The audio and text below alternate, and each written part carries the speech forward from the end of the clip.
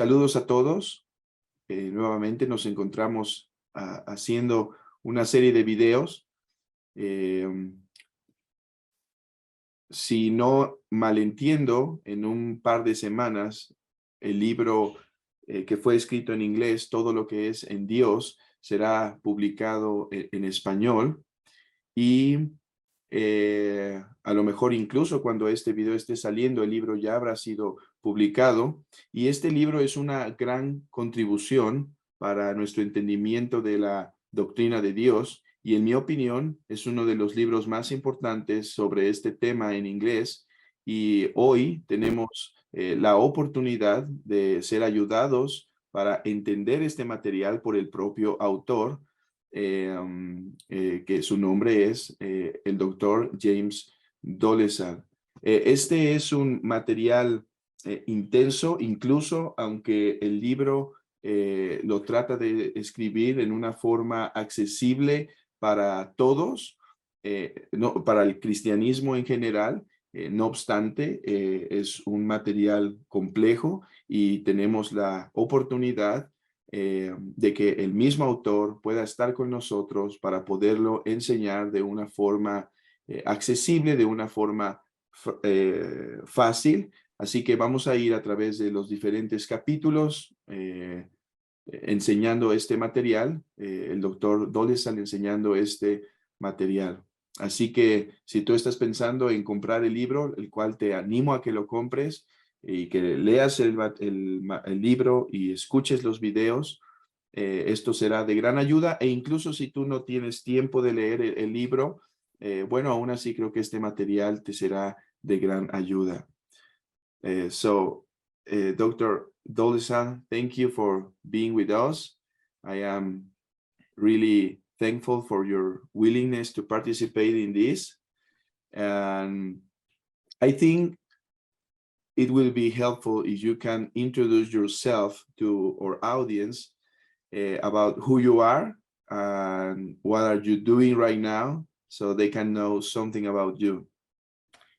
Well, Pastor Bustamante, thank you for your invitation and for having me on your recording. And I'm looking forward to even talking to you about the book and classical theism.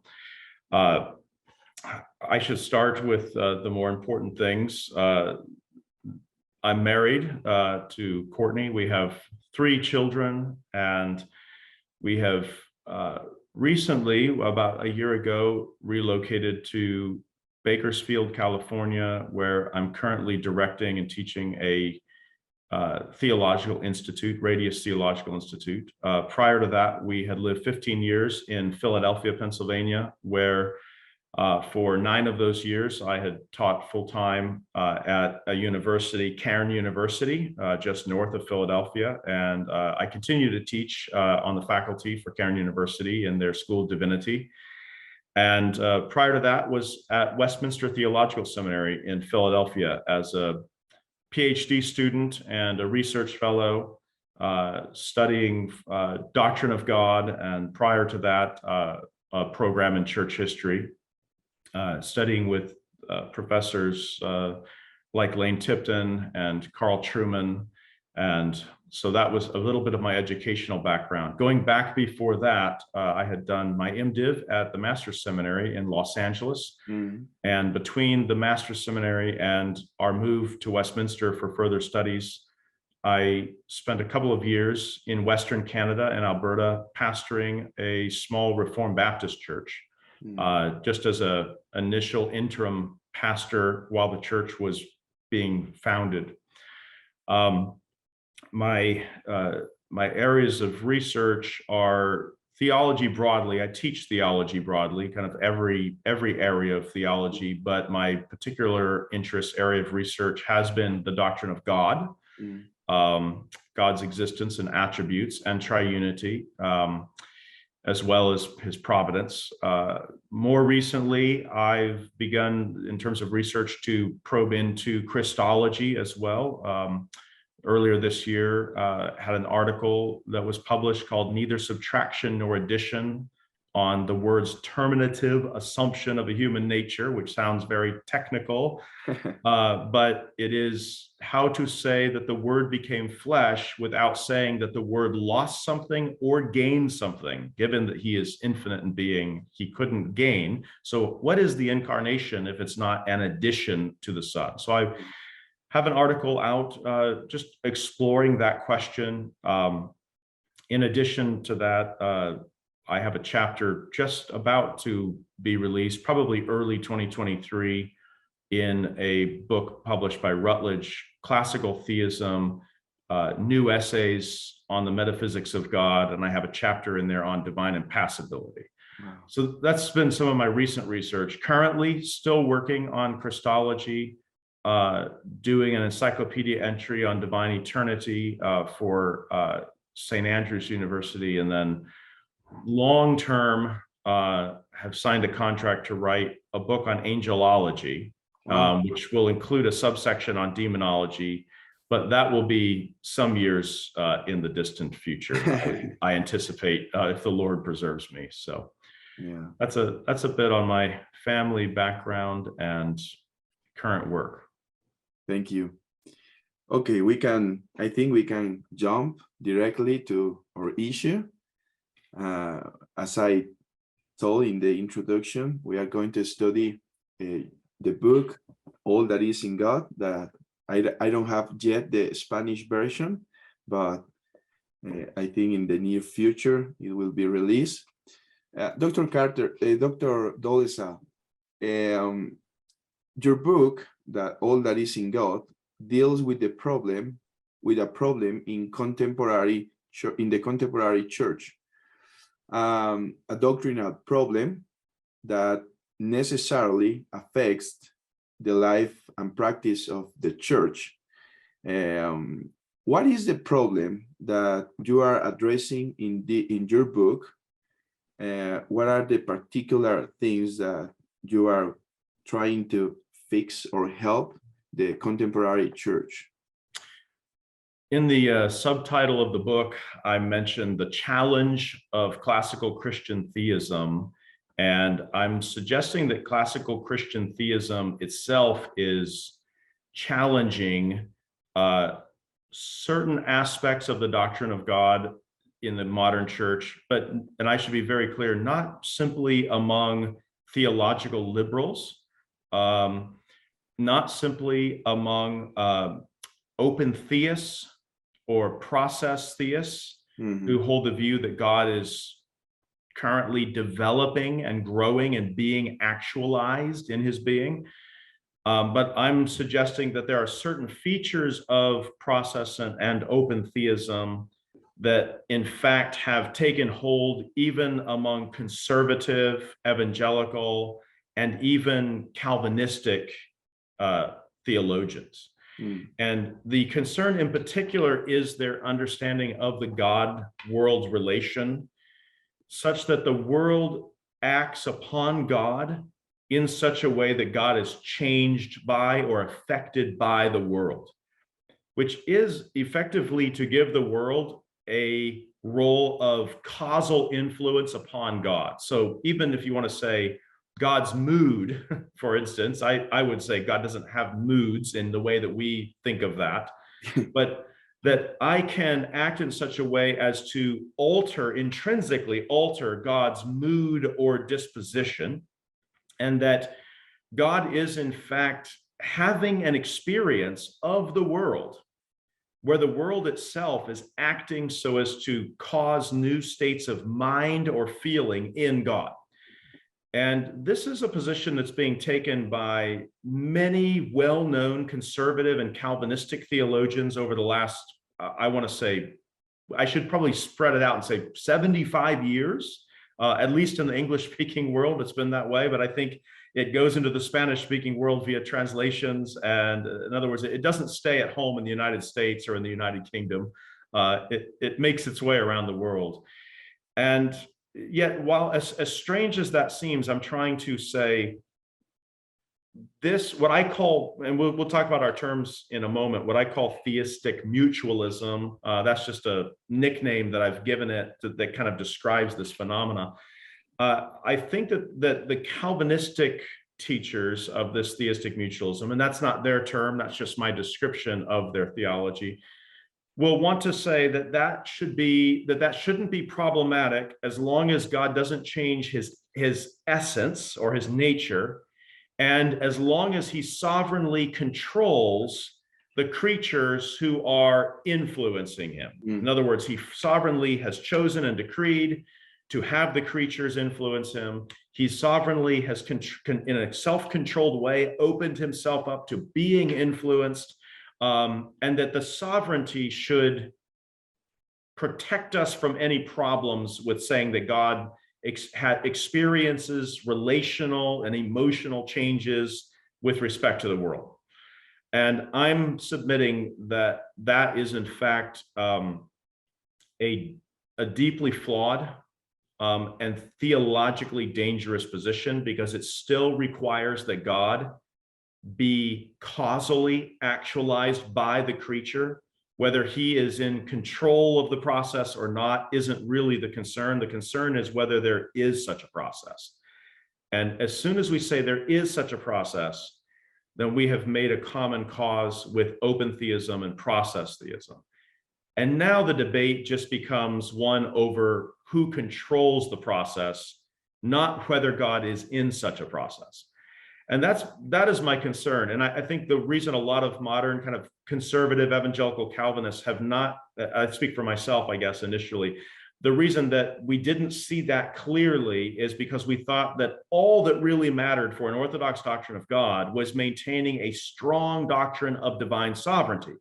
And as long as we had a robust doctrine of divine sovereignty, then a little bit of non-essential mutation in God, like a change of mood or feeling or disposition, passion even about the world, was okay because God is in control. The problem is, what sort of divine being must he be to be open to causal influence? The question is not really ultimately about whether he's in control or not in control of them. That's an in-house debate among theistic mutualists, and I'm saying that there's a core metaphysical and ontological position that is held by process theists, open theists, and evangelical Calvinistic theistic mutualists, and that we need to recognize that commonality for what it is and resist it, and maybe do better, I guess I should say. So that's the broad overview of the concern. Yeah, actually, your introduction have to provoke in all people that is listening that they can have in their minds that because now they are Reformed or Calvinist, they have solved all their doctrinal problems. Now they believe in the sovereignty of God. But when you're with your introduction, you actually are saying, read it, because maybe you have other things that you have to work on. Maybe some things that if thou not conscientiously, you are outside the classical doctrine of God. So I'm going to encourage everyone, in light of this introduction, read it and prove and try your understanding if you are in the classical tradition. Am I right with that, Dr. Dolezal? That's right. I think what we should say, it's easy to think, particularly for those who have come into the Reformed tradition, whether from a kind of semi-Pelagian version of Catholicism or from a semi-Pelagian version of evangelicalism, where God isn't absolutely sovereign and where our free will actually has the power to override his purpose and decree, which I should qualify that's not necessarily the historic Roman Catholic view over all the ages. There are medieval Roman Catholic friars like Thomas Aquinas who emphatically would reject that kind of semi-Pelagianism.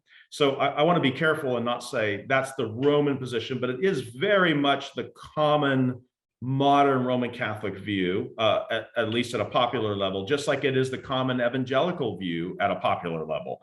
And so the temptation is to think, well, once I have made the move from a free will theism, where God wasn't absolutely sovereign, into a view of theology where God is absolutely sovereign, I have become sufficiently reformed and Calvinistic.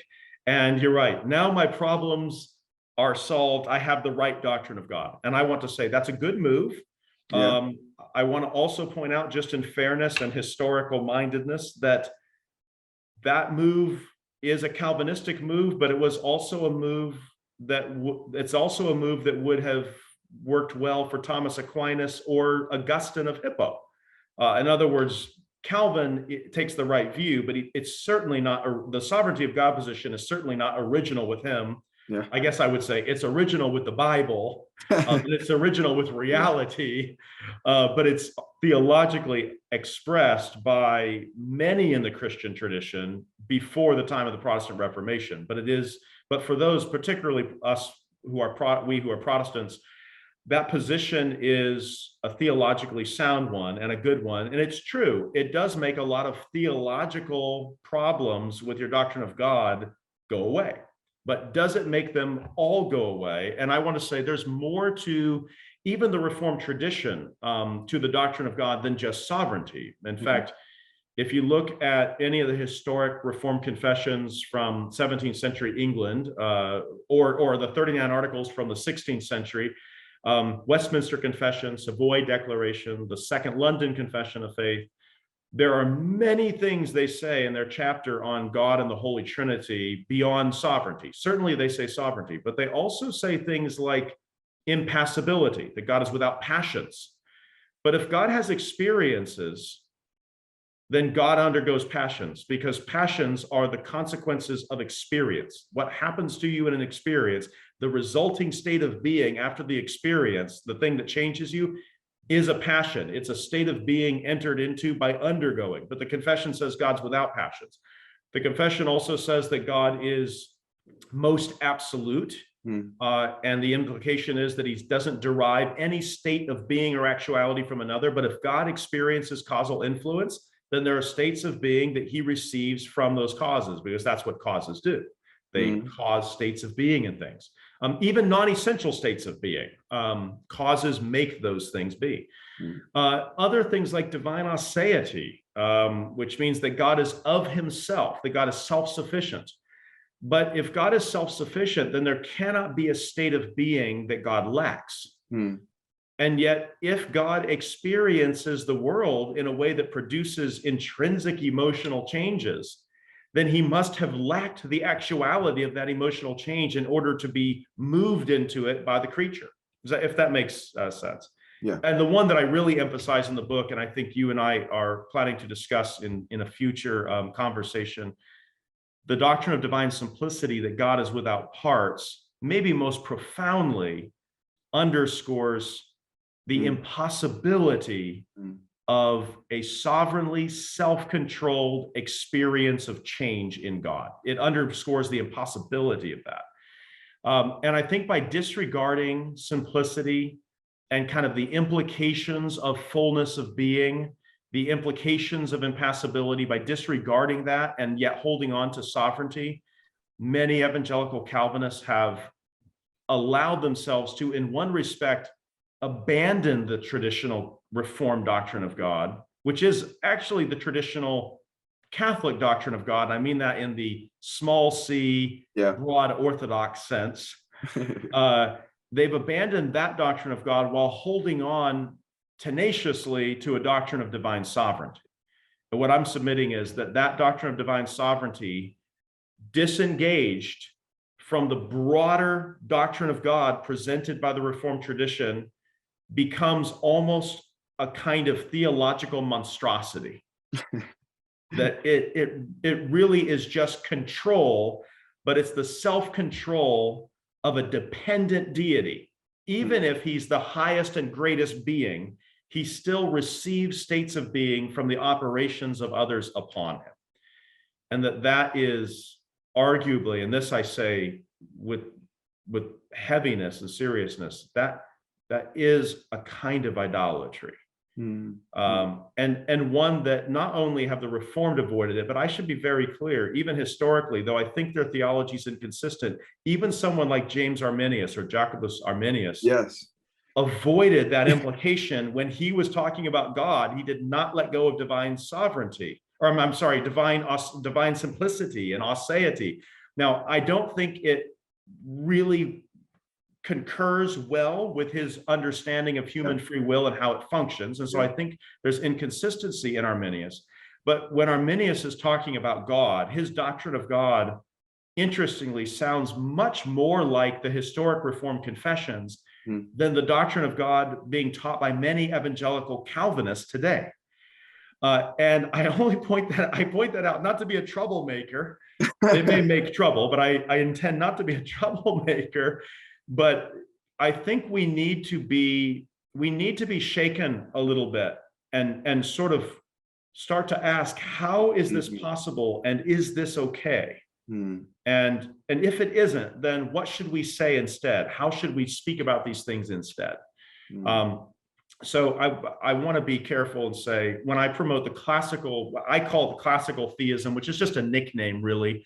But we could talk about what that means, but I call it classical theism. I don't even want to necessarily say the Reformed confessions are what challenge your doctrine of God, though they do. What I want to say is the Reformed confessions as part of a broader Orthodox, historic, patristic, and medieval doctrine of God, and a kind of broad consensus that is also in the Reformed confessions is what challenges it. So the challenge is not Reformed theology challenges modern evangelicals. No. We're all used to that.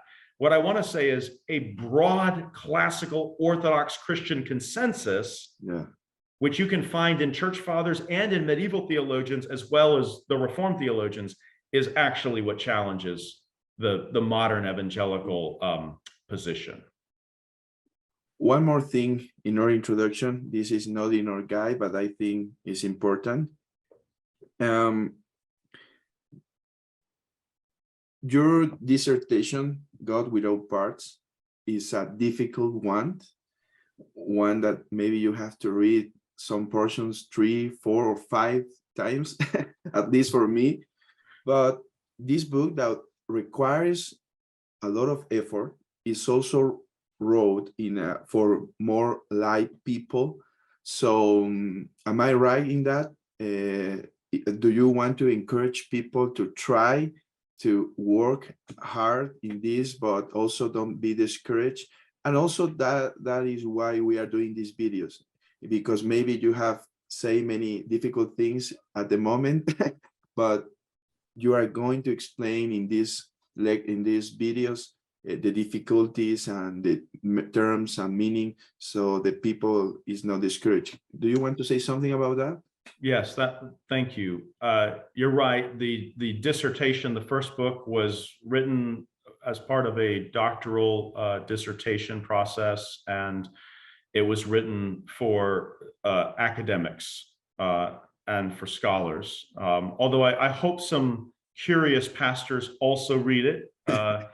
But I understand if it's especially difficult. It's the nature of the literature. This book, in which I do revisit some of the themes from the dissertation, particularly divine simplicity, is right. There's the dissertation version. This book is not a rewrite of that book. This is not simply a summary or rewriting of that volume. This is originally it was developed from a set of lectures that I gave at a pastor's conference in La Mirada, California, in 2015. And the conference was for pastors and for interested laymen who wanted to study the doctrine of God. And I was encouraged afterward by some of the organizers of the conference, Richard Barcelos in particular, to take my lecture notes and really turn them into a book form. And so this was originally delivered at a conference for pastors, and my hope was that while these things might be challenging, and even for those who've gone to seminary, these might be difficult concepts, perhaps, I wanted to present them in a way that was understandable, that I was able to explain as I went along why these concerns mattered and what they really meant. And it's been my hope that this would be a book that could be read by serious lay people or pastors generally. And I will say this on that note, for several years, I've used this as a course text in an undergraduate Doctrine of God course that I taught in the university. And my students in those courses were mostly 20 or 21 years old. They had not yet finished a baccalaureate degree and were working toward it.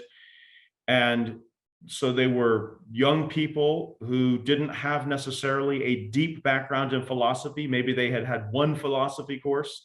And the book was challenging to them, but I can tell from the quizzes and exams and the papers that they were able to grasp the main themes and arguments of the book very well. And so I was encouraged by that. And I would encourage listeners that with some effort, I think that and hope that this book is something that can be instructive and helpful.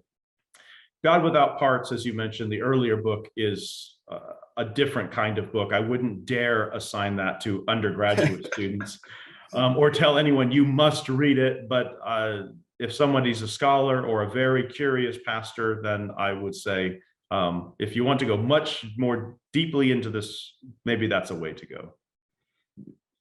Yes.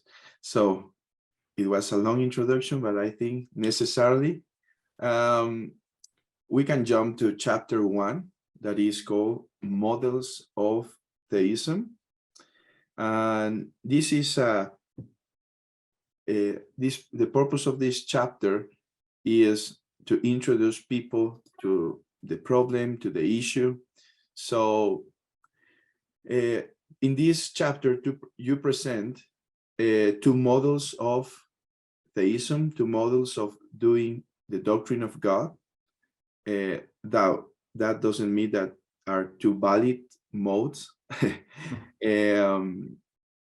You call one classical theism, and you call the other mutualist theism, or yes, that's the way, or personalist. Yeah, personalist or mutualistic. Yeah. Mutualistic theism. So maybe we can start defining these terms. What is classical theism?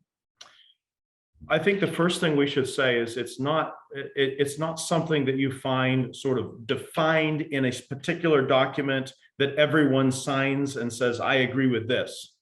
But it's really a nickname that we give to a certain view of a certain theological understanding of God that we find broadly in the classical tradition. And by classical, I mean theologians in the 2nd century, the 100s AD, all the way down into the Protestant Reformation, the confessions, even into the eras of Orthodoxy.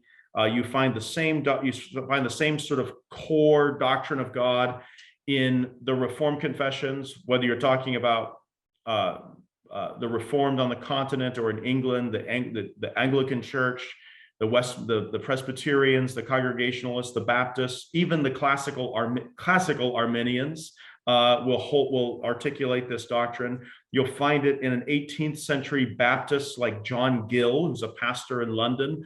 And you'll find it, I'm just trying to argue that this is a broad and long tradition that has a certain common core, and I'll say what that is in a moment. Mm-hmm. But you're going to find it in North African church fathers, in Eastern church fathers in Asia Minor or Western Asia. You're going to find it in church fathers in Southern Europe. But then you're going to find it in medieval theologians in all of those locations as well. And then as Christianity expands up into the northern parts of Europe, the same theology travels with it.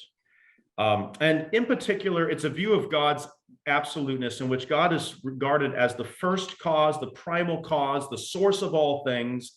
And then there's some contemplation, and that's known both by the contemplation of his handiwork in creation and also by the contemplation of his self-revelation in Scripture. And as we contemplate nature in Scripture and we contemplate God as the first, absolute first cause of all things, certain things are concluded about him, that he doesn't depend for his being or his operation on another. Otherwise, he wouldn't be a self-sufficient first cause.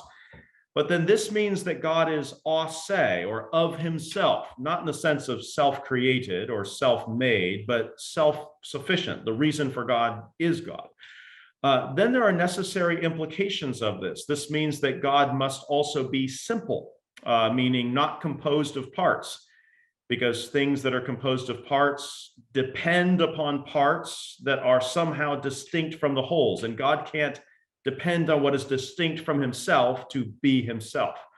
So doctrines like divine self-sufficiency or independence, divine simplicity, also with this goes divine immutability, that God is not subject to change, that he does not receive new states of being. It doesn't just mean that his nature can't change. It means that God can't change. For instance, my nature has never changed. I've been human since the moment I was conceived. I still am. And trusting the Holy Scriptures, I forever will be. Even those that are in eternal perdition are still human, and those that are in heaven are still human.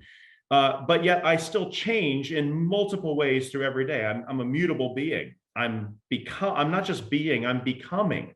And so classical theism says that God does not become or come to be in any sense, not only essentially, but also in non-essential, what we call accidental ways. And then also timeless eternity, that God's being God's life is not itself progressing chronologically through a series of experiences across a timeline. There are other things you could throw into this. Absolute infinity, pure act. These are later sort of nicknames that come into the mix that are part of classical theism, but that God is self-sufficient, independent, not composed of parts, immutable, impassible, I should throw in as well, that he is not subject to passions. Nothing acts upon him so as to produce a new state of being in him. That would be a passio, an undergoing or experiencing, and that God is timeless. This, if we can take that as sort of a set of truths about God that we hold on to, we find a consensus on that hardcore doctrine of God really across the ages. And so we give it the nickname classical theism. And when I say classical theism in this book, it's really that set of concerns of what God must be to be the absolute creator and first cause of all things. That's really what I mean by classical theism. And this is one of the models.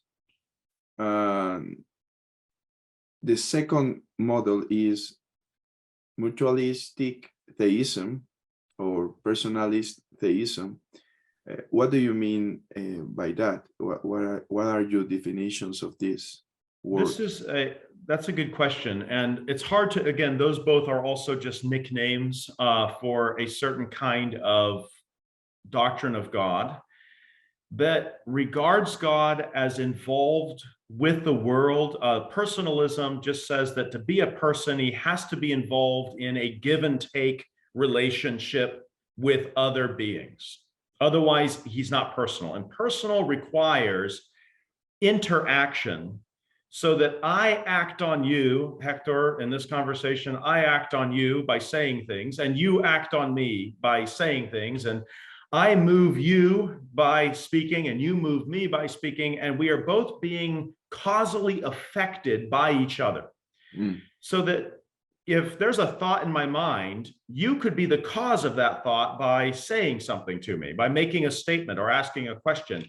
And then I could begin to think something. So there'd be a new state of mind in me, and you could be the cause of it. And isn't that what being, and the view of theistic personalism or theistic mutualism, that view is that to be personal means to interact in a mutually causative way. I affect you and cause certain things to happen in you, whether physically or emotionally or intellectually, and then you do the same for me. And if one of us were not involved in receiving something from the other, then we wouldn't be fully personal with regard to that relationship. I picked mutualism, and I think the description theistic personalism is one that I read in Brian Davies' book, Introduction to Philosophy of Religion, I think, and I thought it was a good description. I picked up on the mutualistic aspect, and the way that I use mutualism in this book is just simply a kind of symbiotic give and take, where for God to really be involved meaningfully with the world and with my life, to be the creator and to be the sustainer and to be the redeemer, he had to be involved in such a way that he too received something in himself from that relationship. And that if God doesn't get something, not just give something, but get something in himself from the relationship, then he's not sufficiently and personally involved. And moreover, doesn't the Bible itself, now speaking for those that are Christian theistic mutualists, doesn't the Bible itself describe God as both acting and being acted upon in return? So that God must be able to undergo some kind of change, and he must be able to exist in time somehow, and he must be, they don't say it this way, but he must be composed of parts, because there has to be act in him, but there also has to be something in him that isn't act, namely the capacity or passive potency to be actualized in new ways. And so it turns out that this view of God in a give and take relationship, a more personal involvement, requires that classical theism be dialed down. But I would argue as soon as you dial it down, you actually have to get rid of it entirely. It's not the kind of thing where you can have gradations of intensity. You can't have mutability. I mean, you can have different kinds of mutation for sure. There are substantial mutations where a thing ceases to be a certain kind of thing altogether, or you can have accidental mutations where a thing just changes its state of being, but it still remains the same kind. But as soon as you introduce that level of change into God, you've introduced something into God that could just as well be true of an angel or a human. And then you're not saying anything distinctive about God anymore. Maybe just the control he has over the process is all that's left for him. And I guess that's my concern, is that if classical theism is right, and if the creator-creature distinction requires classical theism, theistic mutualism, in the effort to have a more personally involved God as they conceive of that involvement, and I would actually just argue that's a wrong understanding of involvement, and that in fact, it's actually classical theism that gives us a God who is more intimately involved than the God of theistic personalism or mutualism. But that will be in a future discussion. I hope we can talk about that. But those are really the views. We're going to have to dial down the intensity of immutability. We're going to have to dispense with impassibility. We're going to have to ignore divine simplicity, because we don't really hold it anymore. We don't even want to talk about it.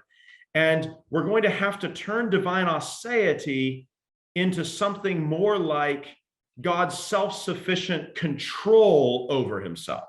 And so aseity now becomes self-control. Simplicity is gone.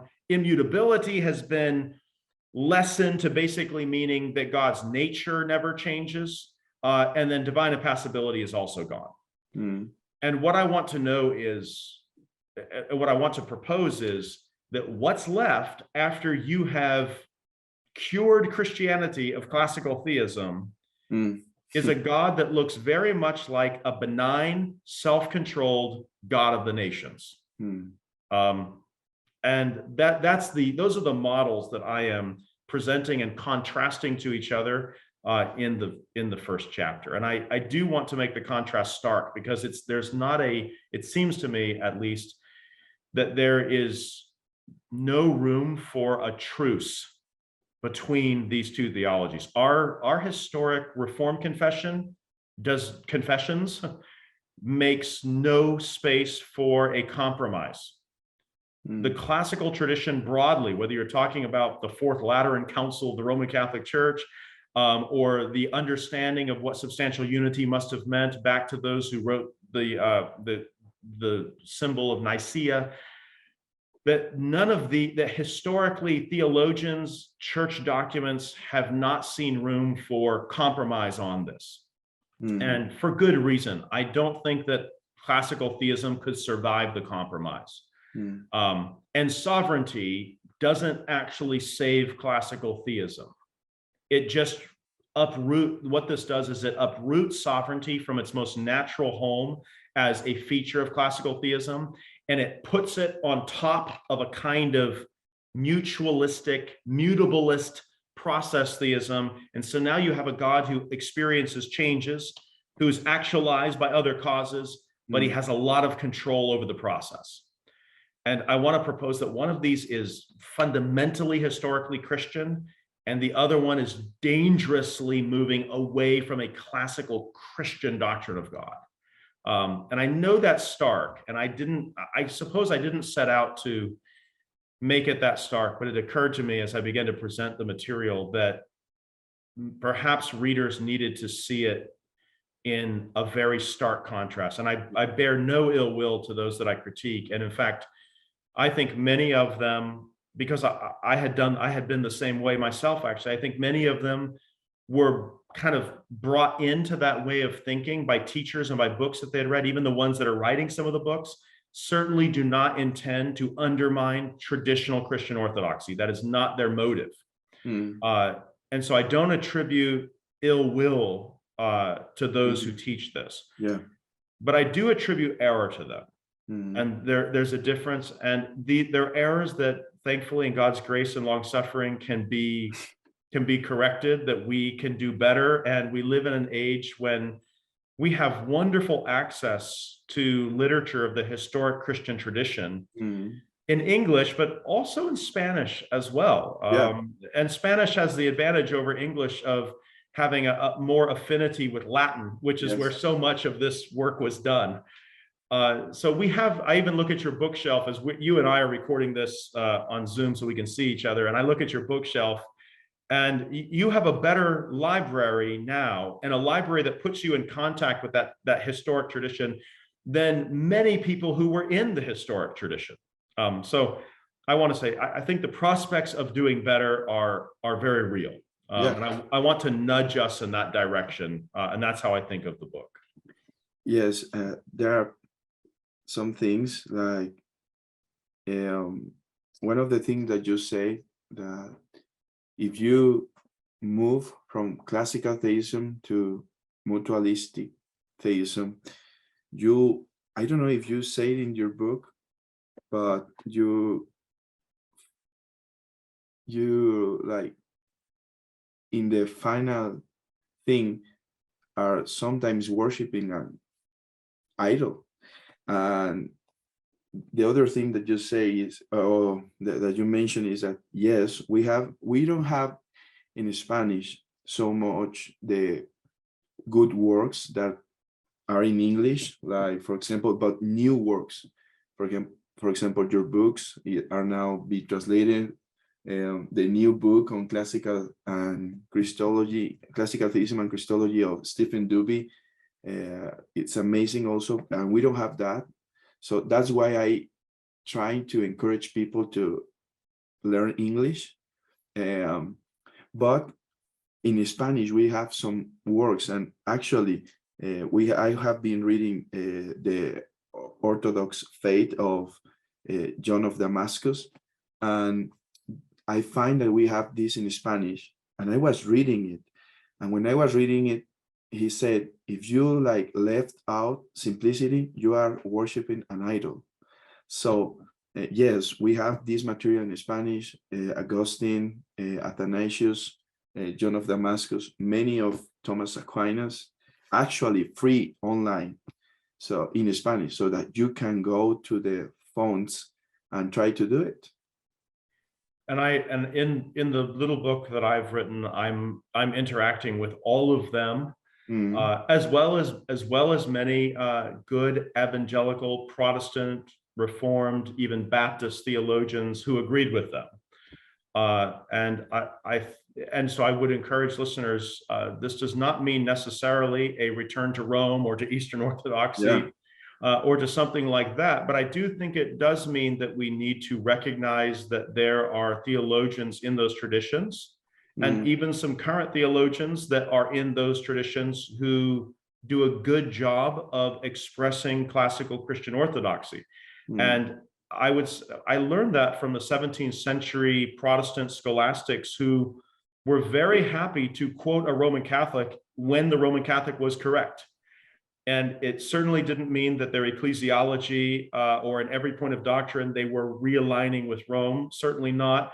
But there is still something there to profit from. And so I do also a little bit of that in the book. I suppose that may disturb some, but it is in fact a traditional Reformed way of doing theology, to engage with Rome positively when a Catholic has something good to say. But in those sources that you mentioned, church fathers and some medievals, those are the sources that many of the early Reformed Protestants were reading that help them to remain true to that classical Christian theistic view.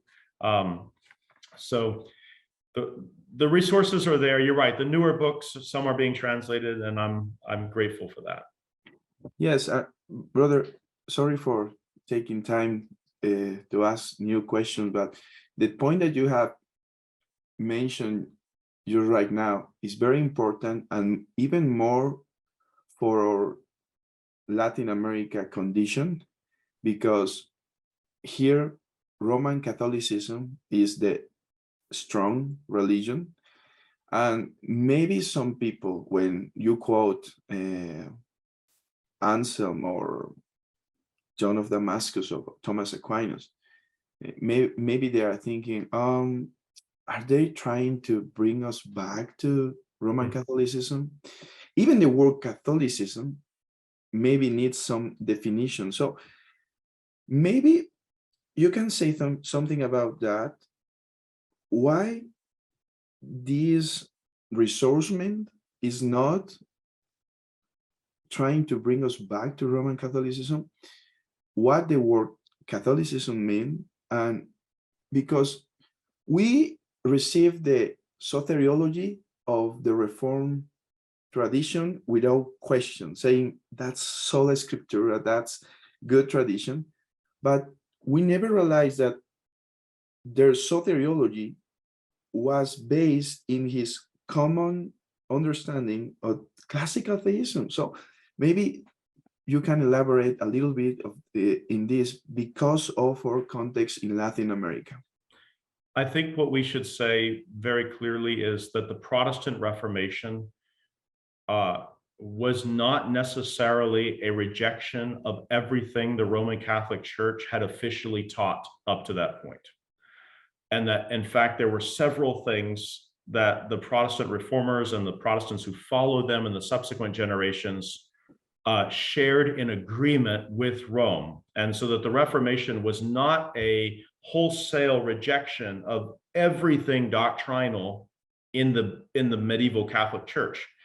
And in fact, the doctrine of the Trinity, for instance, does not undergo any sort of modification by the Protestants. The doctrine of Christ's incarnation and the hypostatic union does not undergo any sort of alteration. Even things like in the doctrine of salvation regarding sanctification as habitus, for instance, you will find a Protestant, an anti-Roman Protestant like John Owen, using Thomas Aquinas's doctrine of habitus and even commenting on Aristotle's Nicomachean Ethics as truthful in some respect and helpful even. But especially with the doctrine of God, his existence, his attributes, arguments for God's existence from Thomas Aquinas, you'll find them reproduced by Protestants broadly, especially his doctrine of divine simplicity, which I've done work on. I found that Protestants very quickly, when Protestantism happens, the Reformation happens 250 years after Aquinas's death. And so there's a lot of time between Aquinas and the Protestant Reformation, but that they're very happy to use Aquinas's doctrine of divine simplicity, and they use his distinctions and his language. And not only Aquinas, but they will even use Cardinal Cajetan, who was a contemporary. If you remember this, Cardinal Cajetan was sent by the Pope to elicit a retraction from Luther. And Luther, of course, didn't give Rome satisfaction. And he maintained his critique. And Cajetan, went away frustrated. And so we often see Cajetan, Thomas d'Avila, as an enemy of the Protestant faith. But in the very next century, an anti-Catholic theologian like John Owen is citing Cardinal Cajetan's commentaries on Thomas Aquinas, and he's citing them as orthodox and as helpful theology against the heresy of the Socinians. And so I guess I just want to say, I know that many have had bad experiences in the Roman Catholic Church. Many of the Catholics that the Protestants were reading were in fact pre-Tridentine. This is before the Council of Trent, before Trent even anathematized sola fide. So Roman Catholicism isn't necessarily exactly like post-Tridentine Roman Catholicism. So there are differences even there historically. But also, and for instance, someone like Thomas Aquinas, who is the common doctor of the Catholic Church, does not himself accept the Immaculate Conception of Mary, which will shock people. But it's not that Catholicism is a single, uniform, timeless set of commitments. Yes. And moreover, there are just as there were contemporary Catholics in the time of the Reformation who were good on the doctrine of God, like Cajetan, I guess I want to say there are some even today who are good on the doctrine of God, some 20th century and 21st century Catholics who are helpful. And I want to do no more than the Reformed tradition did, which is engage fruitfully if I can be helped by what they're doing. And that is an historic Protestant practice to do that. So the Protestantism did not mean pronouncing a pox on every single thing taught by a Roman Catholic, but that there was a discerning and selective appropriation of Catholic sources because they could indeed be instructive and orthodox on certain points of doctrine. I know that some have such an emotional breach and antipathy with Rome that would be a very difficult thing to do. I simply want to say our interest here is truth, and our commitment is to whoever has the truth with regard to a particular area. And I guess that's what I want to say, but this is certainly not an attempt to move the reader back into some kind of ecclesiastical communion with the Roman Catholic Church. Nor would a Roman Catholic who agreed with a Protestant necessarily be saying he thinks you should be a Protestant. Yeah. So I have Catholics who agree with me and I agree with them. And I don't think that our agreement means that we necessarily need to find ourselves together again in the same church. I have reasons why I think that's not the best move.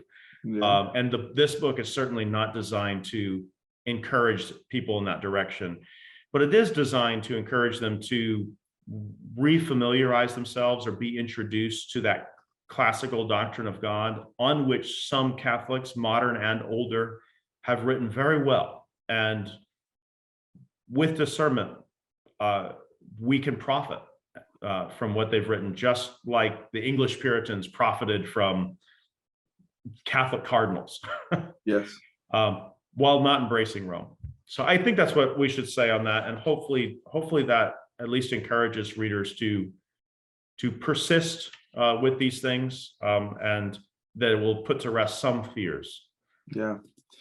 So you have mentioned that classical atheism is a kind of tradition of Christian orthodoxy, what they believe about God, maintaining a great distinction between creature and creator, like his self-sufficiency. Could you say also that there is a tradition on mutualistic theism, or this is only a recent move? It is more recent in the sense of how it has entrenched itself inside of conservative churches and seminaries. I think that is a more recent phenomenon. But when I say recent, maybe I should qualify that and say within the last 200 years. So I guess compared to the classical tradition, which goes back to the 2nd century, at least in terms of its writings, yes, that's a much more recent phenomenon. And it starts in liberalism before it kind of makes its inroads into conservative kinds of Christianity. But it does have, especially in, I would say, since the time of George Wilhelm Friedrich Hegel, who believed that God is a mind that is in the process of becoming through a kind of thesis, antithesis, synthesis, and then start again with the process that God is developing across time toward his own future, and that God himself is in process.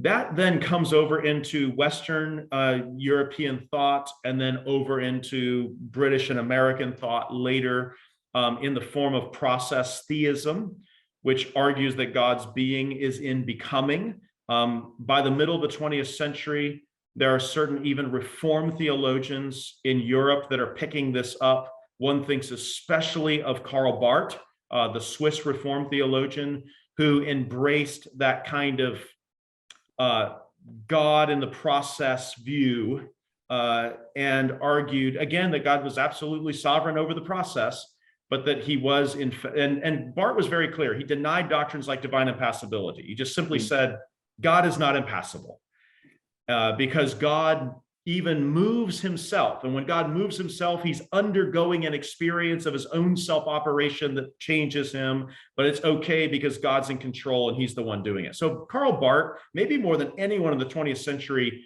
introduced that to the Reformed world.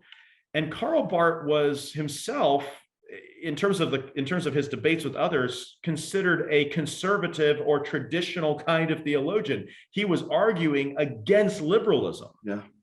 But which seems strange to us, because he embraces a key part of that now kind of liberal doctrine of God.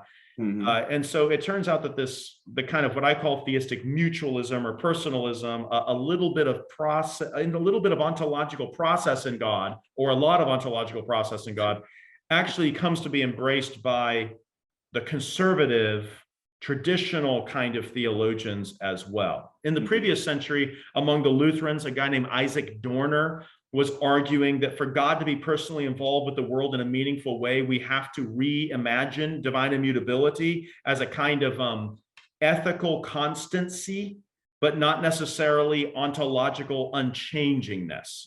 And then God can experience changes and experience the world in a kind of vital and exciting and dynamic way, and then he'll be more meaningfully involved with us. Isaac Dorner was arguing that he was a mediating theologian, but he was a kind of moderate to conservative Lutheran theologian, but he was arguing that we need to change the doctrine of immutability. So there is a little bit of the modern evangelical Calvinist that I'm critiquing in the volume, and I should be very clear, I'm not critiquing Calvinism, I'm critiquing what certain kinds of Calvinists have been doing recently. But that way of thinking theologically has been planted and germinating and growing in Western conservative Christianity for the last 150 to 200 years.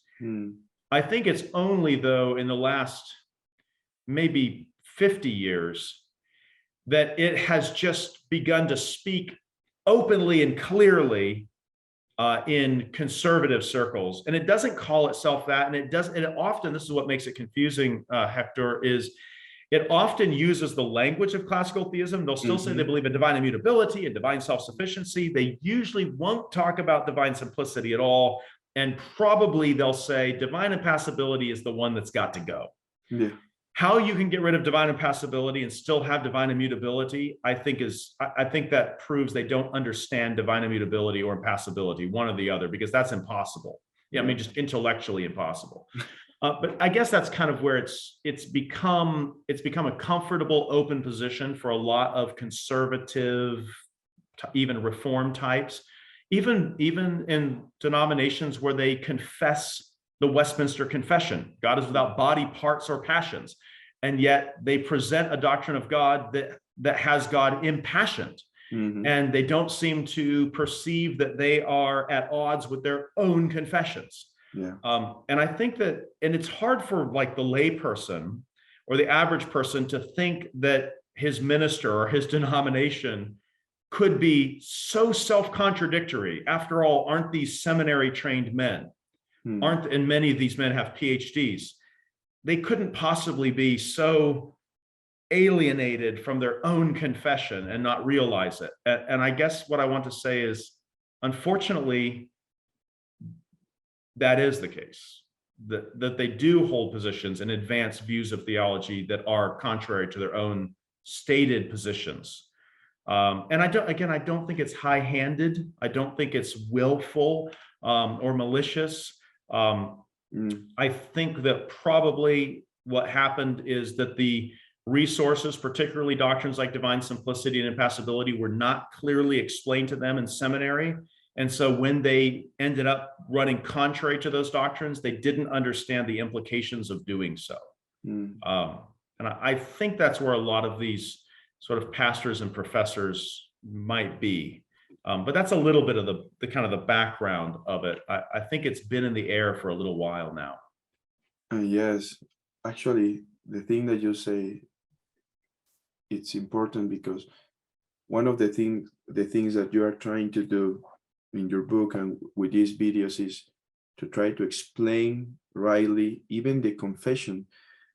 I was amazed by some author called Joseph White, that he says in his book on Christ, on his book on Christology, that you cannot understand even the creeds, Nicaea or Chalcedonia, if you don't have like an ontological kind of formation, at least basic, and you can say that you are confessing them and even at the same time denying them with your taking away of the classical theism. So we are trying with this to help Latin America to understand the God that is confessed even in the traditional and reform way. And I think Thomas Joseph White is right on that. The thing that you mentioned, he's especially critiquing. He critiques liberal Catholicism. He is a Roman Catholic friar. He critiques Roman Catholicism when it goes wrong. He also critiques Reformed Protestantism, and he critiques Karl Barth. But what's very interesting in Thomas Joseph White's critique of Karl Barth is that a Roman Catholic friar is critiquing a Swiss Reformed theologian, and the Catholic friar is correct, the Reformed theologian is wrong, and the Catholic friar's doctrine is actually closer to the historic Reformed doctrine.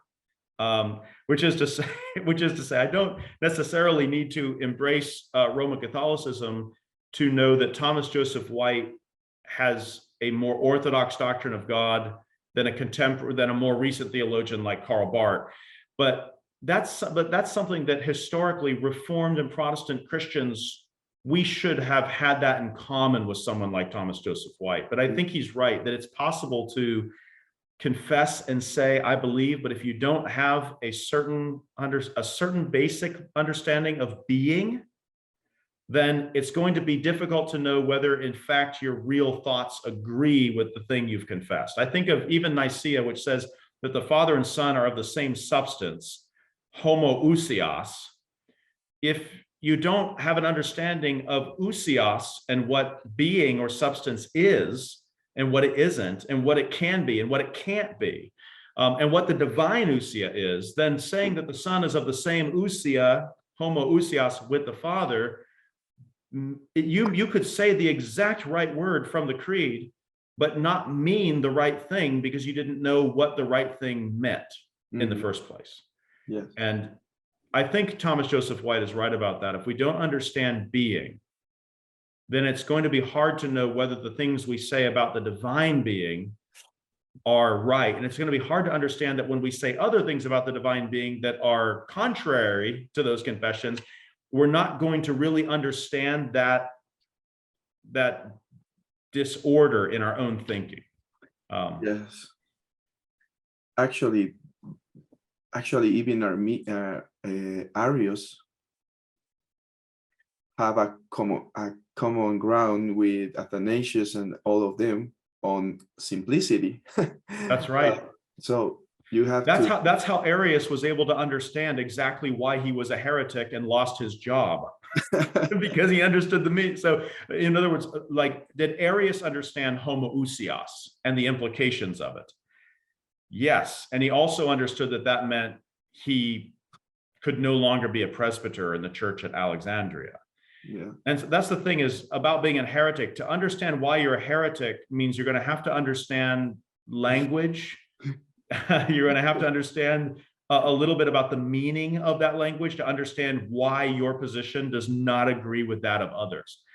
But if we lose and I say this in the introduction to All That Is in God, that the loss of a basic grasp of being and what it really refers to and what its modes are and how being works, being in potency versus being in act, without that kind of training, I think our current pastors have been in a certain sense set up for failure, or at least not failure, set up to fumble about, because without that conceptuality of being very clear in our minds, it's very easy to start saying things that are incorrect and not realize you're doing so. Yeah. Brother, I don't know if you have 10 or 15 more minutes. Yeah, let's do 10 or 15 more. That would be fine. In order to finish at least the first chapter. One of the things that I loved of the book is that in a so emotional, fragile generation, you are able to name names. But at the same time, you are very careful to distinguish the differences between them, because you can mention Clark Pinnock and other Calvinistic guys that differ in important things between them, but at the same time they have a common understanding on God, that they both can be named like mutualist theologians, or in the doctrine of God. What are the commonality between them? You're right. I do want to emphasize that while they have a commonality, it doesn't mean that they have a common theology in every respect. I mentioned in the first chapter Clark Pinnock, who is an open theist, and I also mentioned Bruce Ware, who is very much opposed to open theism, but and I think for a long time I thought that there was an absolute opposition there. What he's really opposed to is open theism's denial that God exhaustively knows the future, because his concern is that if God cannot exhaustively know the future, then we cannot necessarily trust the promises of God, because God himself doesn't exactly know whether he will successfully achieve what he intends, because he doesn't know the future. And also that God loses his ability to sovereignly rule all things if things can happen unexpectedly. And so what Ware is really against in open theism is the unexpectedness that catches God by surprise. And he wants to argue that is unorthodox. And what Ware calls classical Christian theism is really just exhaustive divine foreknowledge undergirding sovereignty. But, and I think for the longest time, I thought many of us thought 20 plus years ago that Ware was opposed to open theism at every point theologically. But it turns out that he has a common commitment with people like Clark Pinnock and other open theists. And I found places in his own writing where he professes this commonality openly. And I don't know how I missed it as a young man 20 years ago reading those books, But reading them, 6 or 7 years ago, it occurred to me that that was a massive concession. And this is where he agrees. Clark Pinnock agrees that God's being is able to be affected and changed in non-essential ways by the world. That I can do things that cause new states of actuality in God. And so God has to be composed of parts, namely act and passive potency. He has to have a principle of receptivity to allow him to be changed. He also can't be infinite fullness of being. If you can enter a state of being in which you previously were not, that's what all change is, then you cannot be boundless in being. You have to change into a state of being, you first have to lack that state of being. That's Pinnock's theology, but that is also Bruce Ware's theology. And Bruce Ware doesn't explain it that way, but that is his view. What he calls relational mutability, that's his word. And that relational mutability, according to Ware, is something that is in God, it's not just a change in God showing of himself or manifesting of himself. Maybe next time we'll talk about that. It's a change that is real in God. That's exactly what Bruce Ware says in more than one place. And that common core means that God cannot be simple, he cannot be impassible, he cannot be timelessly eternal, and he has to be in a mutualistic relationship in which the world causally operates upon him. His only disagreement with Pinnock, or maybe he has more disagreements, but his main disagreement with Pinnock is whether God has exhaustive knowledge of the future and whether he has absolute control over the process of his own changing. That's it. That's his entire contest. To which I want to say, that is an in-house debate among theistic mutualists, one who is a sovereigntist, Bruce Ware, and one who is a free will theist, Clark Pinnock.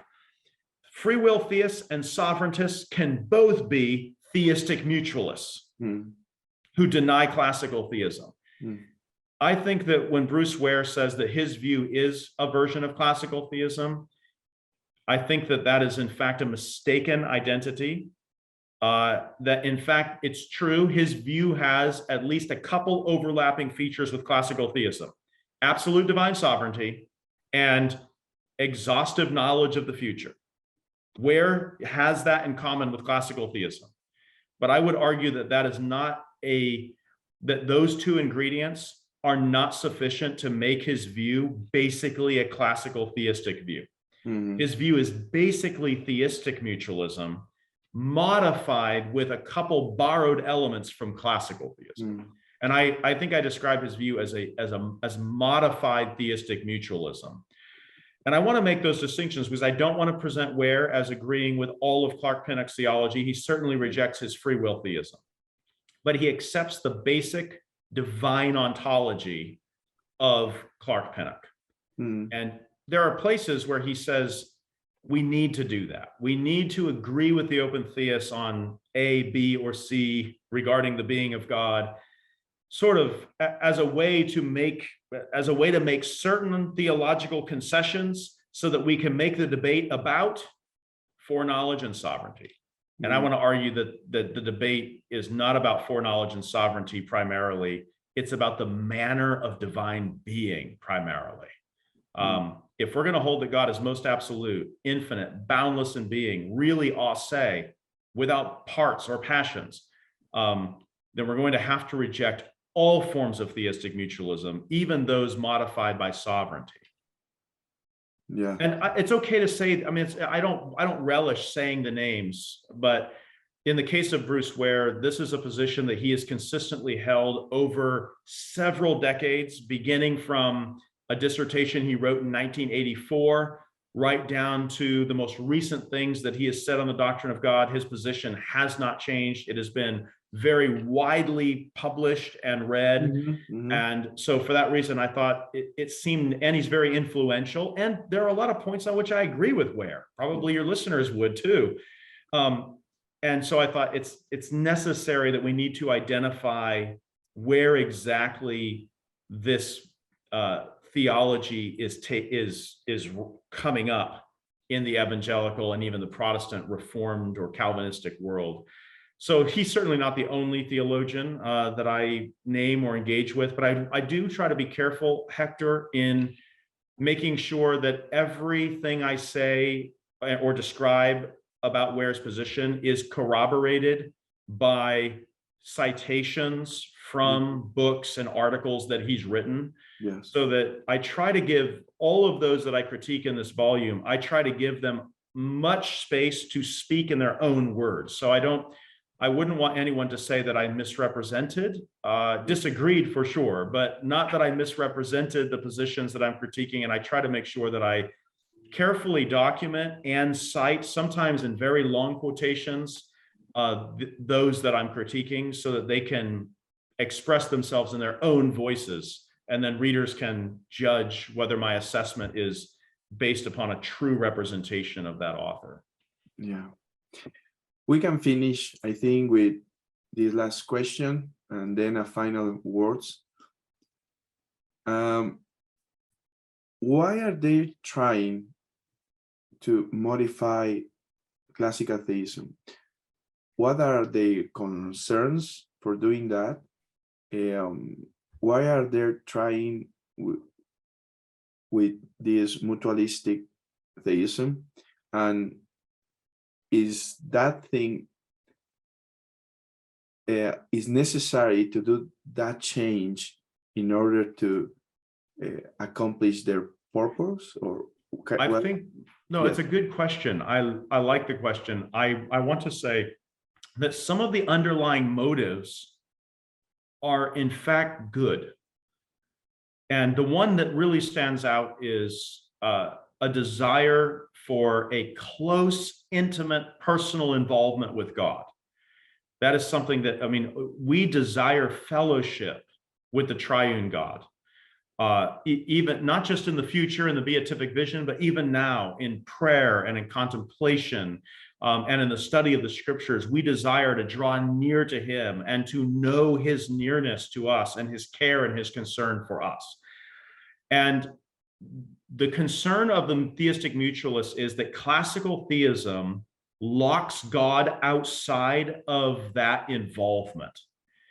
And that in order to ensure that God really is involved with me that way, and scripture reveals God as intimately involved with the details of my life and intimately concerned with the details of my life, all of which I affirm both as theologically true, and I affirm the desire for those things. The concern is whether classical theism really does lock God out of the world. Theistic mutualism would argue that for God to be really involved with the world, God has to be causally susceptible to the world's operation upon him. God has to feel my causal operations and actually has to have new states of being caused in him by me in order to get him involved. And I think that is a deep theological error and a mistake, that in fact, God does not require the acquisition of new states of being, emotional mutations, for instance, new states of mind or feeling. God does not require the acquisition of new states of mind or feeling to be intimately involved with the world. It's because he's boundless being and because he's pure act and pure dynamism, not becoming, but being itself, that he is in fact so intimately involved with the world. In him we live, move, and have our being. God does not require me to produce a change in him in order for him to be the one in whom I live, move, and have my being. But that's a level of intimacy that infinitely exceeds the kind of mutualistic, mutabilistic, temporal, changing involvement that the theistic mutualist imagines. And I think they're working on the assumption that like intimate involvement among humans requires that they undergo changes with respect to each other in order to draw near. But as the absolute creator and sustainer of all things, God is in no way distant from me. And so I don't need a mechanism of mutation and relational mutations in God to get God near me or to move God to care about me. I think the underlying error of theistic mutualism is that God needs to be moved into the state of involvement with me. And I want to say God has never been uninvolved with you in any respect, because in him we live, move, and have our being. But only if he's the God of classical theism can we say that in him we live, move, and have our being. Otherwise, we'd have to say, well, we kind of live, move, and have our being in him, but he also lives, moves, and has some of his being from us. Do you get what I'm after? And you actually lose the intimacy. You alienate the intimacy, and now you need God to change and undergo experiences and new emotions to kind of reacquaint him with us, so to speak. Does that make sense? So I think the motive and the desire is good. What's mistaken is thinking that God needs to undergo changes in order to get involved with me. That is a deep theological mistake. That is exactly how the gods of the nations get involved with their subjects. That's how the idols of the peoples and the gods who rule them draw near to their people. They receive from their people, and they are moved thereby to act or care about their people. That's my deep underlying concern that I'm kind of addressing theologically throughout the volume.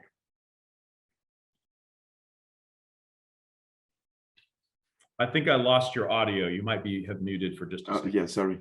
And actually, one of the things that book shows is not only that you don't have to change to that theology in order to have a nearness of God, and even the great consolation for the Christian is that God is this God of classical theism, because only a God that does not change is one that God can help me and be a sustained God in the process of my mutation, my tribulation. And we are going to try to show that in the course of these videos. Maybe the last word, when you were talking about these things, something came to my mind, and maybe you can finish with some thoughts on that. Actually, I believe, coming back to the problem, because I am trying to imagine how people is going to listen to these videos, so it's in order to help them. Actually, I believe that classical theism doesn't bring me back to Roman Catholicism, but actually make me even more firm in Protestant and Reformed theology and classical doctrine of salvation on the Reformed tradition, because now I have a God that is not working arbitrarily, sovereignly, but that works in that way the salvation because of who he is. So my doctrine of soteriology is actually because who God is. That's the reason I believe that the confession, the 1689, begins with the doctrine of God, the doctrine of the decree, and then the doctrine of salvation. Because yes, that's my thinking. Do you want to say something on this, and we can finish with this? I don't think I'll add much to it, but only to say that his power to save is only his power to save, and the love by which he saves are only as stable as his being. And so that the intensity and the power and the effectiveness of his love and of his redemption, which requires absolute divine sovereignty over all things as the first cause and sustainer of everything, requires the assurance and the successfulness of his redemptive purposes. And so that we don't have to worry as to whether God wants to do good, but somehow is unable to effectively carry it through into the lives of his elect. But that in fact, he does so perfectly, that because he's immutable, we don't have to worry that his love for us is going to be taken away. When I think of the perseverance of the saints, that he who began a good work in you will be faithful to continue it and finish it to the day of Christ Jesus, Philippians 1:6. It's because he is the God of classical theism that I can be absolutely certain that he will work out and work through that salvation in me to its completion at the day of Christ Jesus, when I am raised up in the outer man into likeness with Christ Jesus. And it occurs to me that if God himself were in any way mutable, my assurance of those things and of the stability of those things would be loosened up to just the extent that he was subject to change within himself. And I think that is an underlying concern with the doctrine of salvation. If God is the God of classical theism, then of course he must be sovereign in salvation. And of course there must be the achievement and the accomplishment of all that he begins to do in us through Christ Jesus and through the Spirit. So certainly these things, and there's an order. We should contemplate who this God is that saves, to really appreciate the manner and the security of that salvation he gives. Thank you, Dr. Dolezal, for your kindness to be with us, and thank you for your participation. Pastor Bustamante, it was a privilege and honor to be with you.